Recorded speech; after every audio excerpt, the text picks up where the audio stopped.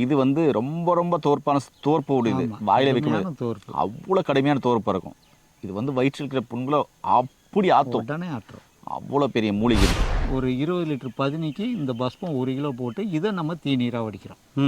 இதுக்கப்புறம் மாதுளை பூ, அதை வந்து வெத்தலை ஒரு மண் பாத்திரத்தில் ஒரு லேயர், மாதுளை பூ ஒரு லேயர், அதுக்கு மேலே வெத்தலை, இப்படி ஒரு 15 நாள் வச்சுருந்து இந்த பவுடரையும் எடுத்து இதை வந்து தேங்காய் தண்ணி, இதை வந்து தொடர்ந்து எவ்வளோ நாள் எடுத்தாக்க சுகர் நார்மல் ஆகும்? 3 மாதத்தில் கம்ப்ளீட்டாக நார்மல் ஆயிரும்.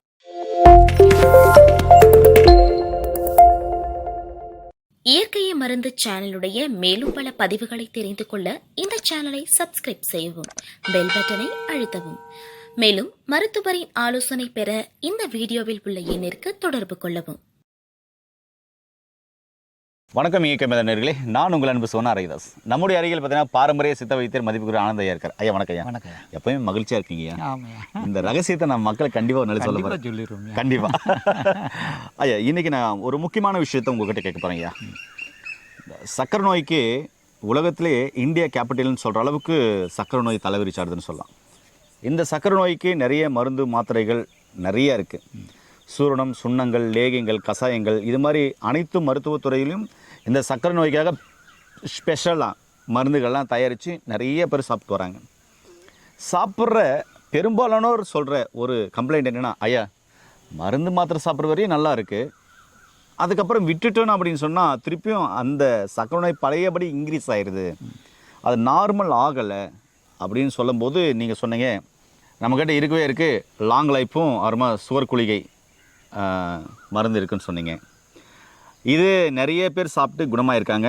இது வரைக்கும் பார்த்திங்கன்னா நான் தினமும் நான் வீட்டில் இருந்தேன்னா கம்பல்சரி 5 சொட்டு டெய்லியும் சாப்பிட்றேன். அதனால் என்ன தெரியும், 43 வயசாவது எனக்கு நோய் நொடி எதுவுமே கிடையாது, நல்லா இருக்கேன். நீங்கள் ஃபஸ்ட்டு முறையாக கொடுத்தது எனக்கு. சரி.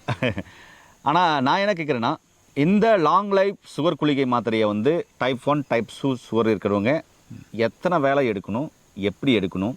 ஏன்னா சுகர் சுத்தமாக இல்லாத பண்ணக்கூடிய ஒரு அற்புதமான மருந்தை கண்டுபிடிச்சிருக்கீங்க. இது எடுக்கும்போது என்னென்ன மருந்துகளை வந்து நம்ம தொடர்ந்து எடுத்துகிட்டு வரணும், அதே மாதிரி இதில் என்னென்ன மூலிகைகள் இருக்குது, இது எப்படி செய்கிறீங்கன்றதை மக்களுக்கு சொல்லுங்களேன். இப்போ நம்ம லாங் லைஃப் சொட்டு மருந்தில் பார்த்தீங்கன்னா இது வந்து ஒரு பெரிய லாங் ப்ராசஸ். ஓஹோ, சூப்பர். 4 மாதம் ஆகும் இந்த மருந்தை வந்து நம்ம செஞ்சு முடிக்கிறது. ஏங்கப்பா, 4 மாதம் ஆகுன்றாரு. ஒரே மாதத்துலலாம் செய்ய முடியாது. ஆமாம். இதை வந்து முதல்ல இளநீர் தண்ணியை வந்து நம்ம பொள்ளாச்சியில் ஒரு பெரிய தோப்பில் சொல்லி அங்கேருந்தே உடச்சி ட்ரம்மில் ஊற்றி லாரியில் போட்டு வாங்குகிறோம். ஓ, இளநீர் வந்து பொள்ளாச்சி ஸ்பெஷல் இல்லை? ஆமாம், அங்கே தான் ரேட்டு சீப். லிட்டர் கணக்கிலே நமக்கு கொடுக்குறாங்க. ஆமாம், இங்கே நம்ம ஒரு காய் வாங்கினோம்னா 50 ரூபா, 1 லிட்டர் வாங்கினோம்னா 250 ரூபா வந்துடும். டேங்கப்பா. நமக்கு அங்கே உள்ள தோப்புக்கார் வந்து 140 ரூபா லிட்ரு. 200 லிட்டர் பேரலில் 2 பேரல் 3 பேரல் அனுப்பிச்சிடுவாங்க.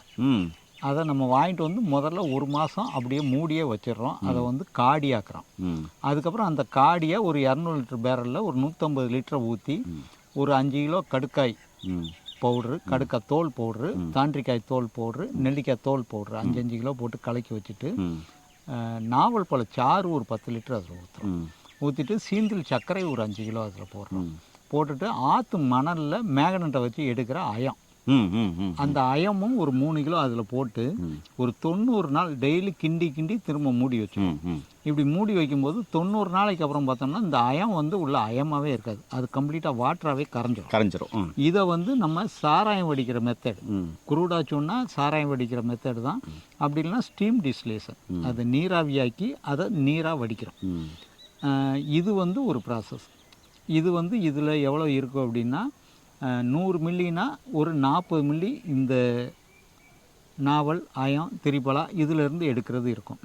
இது போக இதுக்கு அடுத்தது வந்து யாக்கோபு எழுநூறில் ராமதேவருங்கிற சித்தர் சொல்லிப்பார், காரியம், வெள்ளியம், நாகம், தாமிரம் இது 4ஐயும் சுத்தி பண்ணி எரிக்கலை இலை சாற்றில் ஒரு 6 புடம், சதுரக்கள்ளி சாறில் 21 புடம் போட்டு அதை வந்து சுத்தமான பதநீர் அவர் வந்து பெட்டி வெள்ளத்தில் வைத்து கொடுக்க, மரணம்தான் நிச்சயம், இவனுக்கு வந்து ஜாதக கட்டத்தில் கிரகங்கள்லாம் சரியில்லை, இவனுக்கு வந்து மரணம் கண்டிப்பாக வரும் அப்படின்னு சொல்கிற நோய் கூட இதை சாப்பிட்டா சரியாயிரும் அப்படின்னு வந்து அவர் சொல்லுவார். அதை நம்ம வந்து சுத்தமான பதநீரில் ஒரு 20 லிட்டர் பதினிக்கு இந்த பஸ்பம் 1 கிலோ போட்டு இதை நம்ம தீநீராக வடிக்கிறோம். இதுக்கப்புறம் மாதுளை பூ அதை வந்து வெத்தலை ஒரு மண் பாத்திரத்தில் ஒரு லேயர், மாதுளைப்பூ ஒரு லேயர், அதுக்கு மேலே வெத்தலை, இப்படி ஒரு 15 நாள் வச்சுருந்து இந்த பவுடரையும் எடுத்து இதை வந்து தேங்காய் தண்ணி ஃப்ரெஷ்ஷாக வாங்கிட்டு வந்து அதில் ஊற்றி சுருள்பட்ட சுண்ணாம்புகள் எல்லாமே போட்டு கிண்டி வச்சிடுறோம். இதையும் ஒரு 15 நாள்லேருந்து 20 நாள் புளிக்க வச்சு இதிலேருந்து ஒரு தீநீர் எடுக்கிறோம். இது வந்து இரத்த சுத்திக்கு. இதுக்கு முன்னால் போட்டது வந்து அந்த சதுர்முகம் வந்து உடம்புல உள்ள அனைத்து கழிவுகளையும் வெளியே தள்ளிடும். ஆமாம், சூப்பருங்கய்யா, சூப்பர். இதுக்கு அடுத்து ஒரு சலாசத்து, வெள்ளை கலர் சலாசத்து, ஹிமாச்சலில் கிடைக்கிற கருப்பு நிற சலாசத்து, சீந்தில் சக்கரை, இது எல்லாத்தையும் போட்டு இதில் ஒரு தீநீர் வடிக்கணும். இந்த 4 தீநீரோட காம்பினேஷன் தான் நம்ம லாங் லைஃப். டேங்கப்பா ஐயா, இப்போது லாங் லைஃப் பார்த்தீங்கன்னா எப்படி செய்முறைன்னு சொல்லிட்டீங்க. ஆமாம் ஐயா, இந்த லாங் லைஃப் பார்த்தீங்கன்னா டைப் 1 டைப் 2 சுகர் இருக்கிறவங்க சாப்பிட்லாம். அது காலை மதியம் இரவு எத்தனை சொட்டு எவ்வளோ எம்எல் தண்ணியில் சாப்பிட்ணும்? 50 மில்லி தண்ணியில் 20 சொட்டு சாப்பிட்டா போதும். 3 வேளை. காலையில் 20 சொட்டு, மத்தியானம் 20 சொட்டு, இரவு 20 சொட்டு. சாப்பிட்றதுக்கு முன்னாடிங்களா சாப்பிட்ட பின்னாடி? சாப்பிட்றதுக்கு முன்னாடிங்க ஐயா. ஐயா, இந்த சுகர் மூலிகையில் மாத்திரையில் என்னென்ன மூலிகைகள் இருக்குது? இதில் வந்து திரிபலா கற்பம். ஆமாம். நெல்லிக்காயை வந்து பாலில் வேக வச்ச நெல்லிக்காய் தோலோட சூரணம். கடுக்காயை வந்து நாட்டு மாட்டு கோமியத்தில் வேக வச்சு அதில் எடுத்த சூரணம். தாண்டிக்காயை வந்து அரிசி கழுவுன தண்ணியில் வேக வச்சு அதில் உள்ள சூரணம். இது போக இதில் வந்து நம்ம கோவை இலை வேர், கோவை இலையுடைய வேர், இந்த கோவை கொடியோட வேர், அந்த வேரை எரித்து சாம்பலாக்கி இதில் சேர்க்குறோம். இது வந்து ஆவாரையோட கோந்து. இது ஆவாரம் பூ, ஆவாரம் செடி, ஆவாரம் அந்த வேறு எல்லாமே ஆவாரப்பூ, ஆவார வேறு, ஆவாரப்பட்டை, ஆவார விதை, ஆவார கோந்து. Okay okay. பஞ்சாங்கம், ஆவார பஞ்சாங்கத்தை நம்ம சேர்க்குறோம். இது வந்து ஆவாரம் கோந்து. ஆவாரம் கோந்து. அந்த ஆவாரம் செடியை கீறி விட்டிங்கன்னா இது மாதிரி பார்த்தீங்கன்னாக்க பிசின் வரும். அந்த பிசினை வந்து அந்த கருப்பு எறும்பு நிறையா இருக்கும், சாப்பிட்ரும். ஆனால் அந்த எறும்பு சாப்பிடாத அளவுக்கு பார்த்தீங்கன்னாக்க அதுக்கு ஒரு மருந்து இருக்குது, அதை போட்டு நம்ம இதை எடுத்துடலாம். இது வந்து ரொம்ப ரொம்ப தோற்பு உடையது. வாயில வைக்கணும், அவ்வளோ கடுமையான தோற்பு இருக்கும். இது வந்து வயிற்றில் இருக்கிற புண்களை அப்படி ஆற்றும், அவ்வளோ பெரிய மூலிகை இது. அதிலிருந்து செய்யப்பட்டது தான் பார்த்தீங்கன்னாக்க சுகர் தீர குளிகை. இது எத்தனை வேலை எடுக்கணும், ஏன் எப்படி எடுக்கணும்? 2 குளிகை, காலையில், மத்தியானம், இரவு 3 நேரம் சாப்பிட்டா போதும். சாப்பிட்றதுக்கு முன்னாடிங்களா இது சாப்பாட்டுக்கு அப்புறம். ஆமாம் ஐயா. இப்போது இதை வந்து தொடர்ந்து எவ்வளோ நாள் எடுத்தாக்க சுகர் நார்மல் ஆகும்? 3 மாதத்தில் கம்ப்ளீட்டாக நார்மல் ஆயிரும்.